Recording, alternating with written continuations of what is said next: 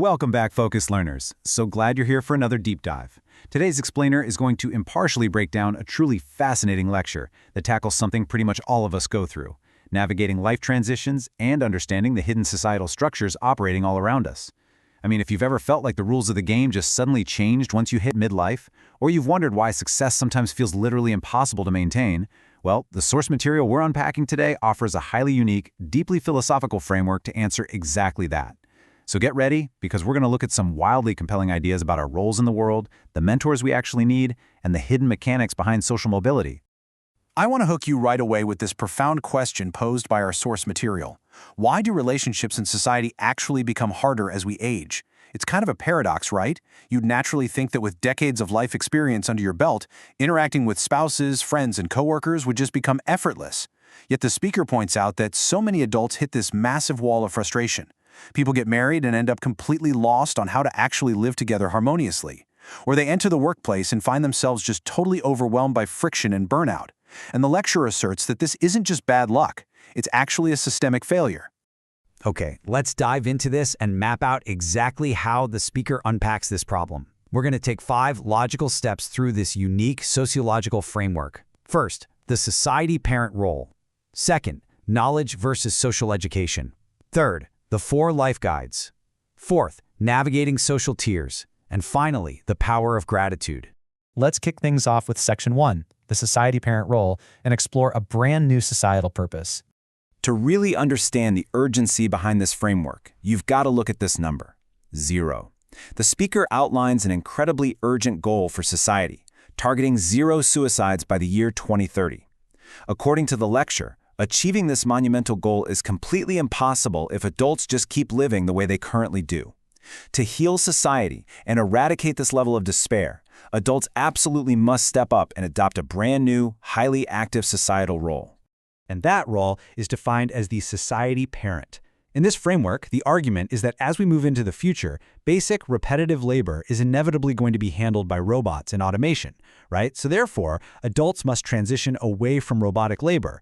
Instead, they need to become society parents, individuals who study and research how their specific, unique talents can be used to create content or services that genuinely heal and benefit human society.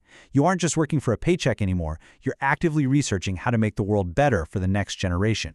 Which brings us right to Section 2, knowledge versus social education and the missing curriculum.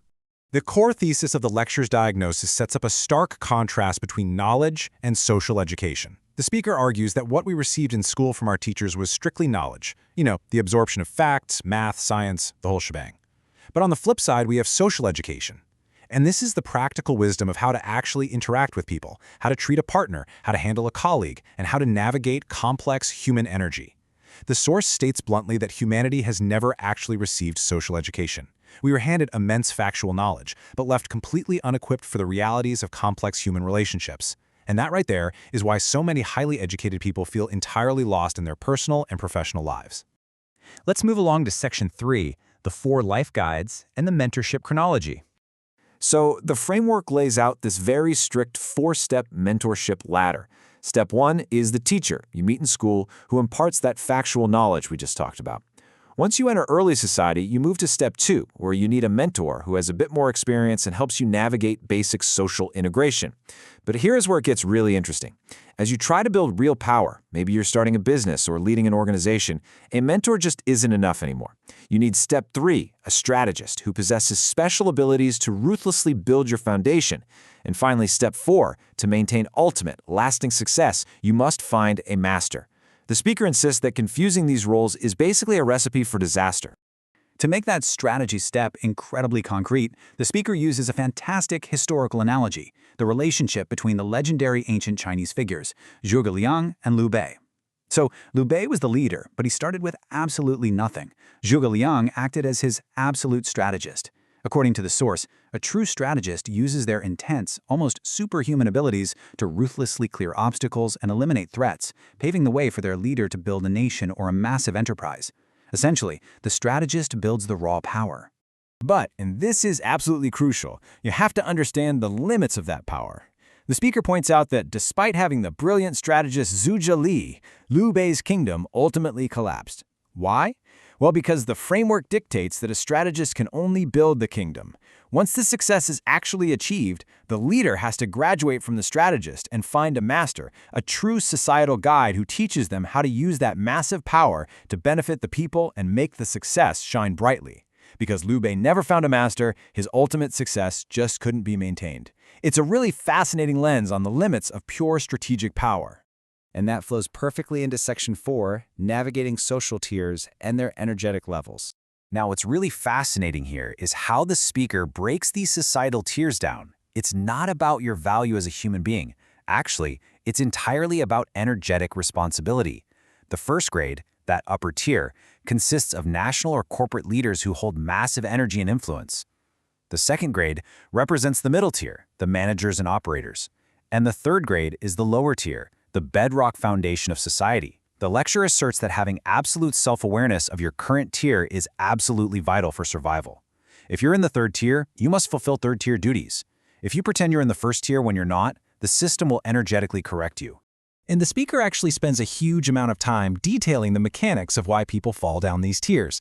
Let's say a first-grade leader fails to fulfill their immense responsibilities to society. They will energetically drop to the second grade. Now, if they get to the second grade and, instead of humbly doing the work to climb back up, they act arrogantly, just soaking up the praise from third-grade people who still look up to them, they will inevitably plummet all the way down to the third grade. The takeaway is that falling is always triggered by a lack of self-awareness, an arrogant attitude, and an outright refusal to perform the duties of the tier you currently inhabit. Which leads us to our fifth and final section, the power of gratitude, the key to ascension. This framework creates a really stark mechanical contrast between two very common human behaviors. On one hand, you have complaining, and the speaker doesn't just view complaining as an annoying bad habit. No, in this philosophy, complaining is the exact mechanical trigger that creates hardship and immediately destroys your social standing. On the exact opposite side is gratitude. And here, gratitude isn't just some warm, fuzzy feeling, it is the active mechanism that gathers energetic power and elevates you to the next tier. I literally want to read this quote from the source material to you because it just perfectly encapsulates the intensity of this viewpoint. Do not complain. Nature has not given you the right to complain. Accept your environment with gratitude and the power to rise will gather. I mean, the philosophy here is absolute. No matter what tier you have fallen to, fulfilling your current role with absolute humility and gratitude is the only way to generate the energy required to ascend. Complaining just proves to nature that you haven't learned your lesson yet. So that leaves us with this final, incredibly provocative question derived from today's source material. Look at your own life right now.